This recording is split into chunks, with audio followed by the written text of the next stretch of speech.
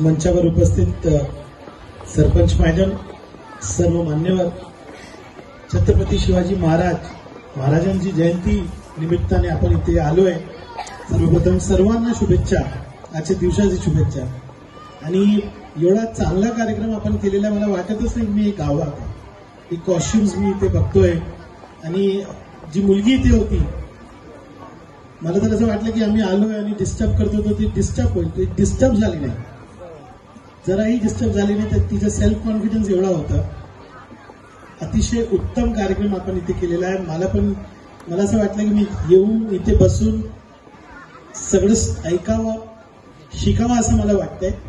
आणि भरपूर महाराजांबद्दल बोलला तर मी साताराचा आहे, तर खूप शिकायसारखं आहे, वाचायसारखं आहे. आणि या राज्यामध्ये महाराजांसारखा सर्वांना न्याय देणारा राज्य व्हावं अशी माझी इच्छा आहे. आणि आपण महाराष्ट्रामध्ये राहून महाराष्ट्रासाठी आपण एकत्र होऊन काही चांगलं करावं ही माझी इच्छा आहे. आणि माझी जी एरिया आहे त्याच्यामध्ये 5च गाव आहे.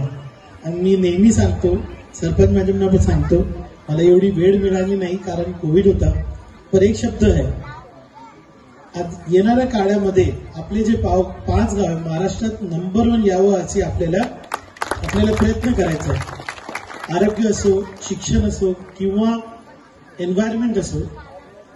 मी वारंवार मीटिंग घेत असतो, पण एवढी आपली टीम झालेली नाही. पण एक निंबोली गावामध्ये जेव्हा मी येतो 100% स्पेशल ट्रीटमेंट तुम्ही मला देतात. आणि माझ्या मनात पण आहे की या गावाला आपण एक असं स्वरूप देऊ एन्व्हायरमेंटमध्ये, आपल्या पाण्याच्या सुविधामध्ये, की महाराष्ट्रामध्ये या गावाचं नाव लोक काढतील असा आपल्याला प्रयत्न करायचा.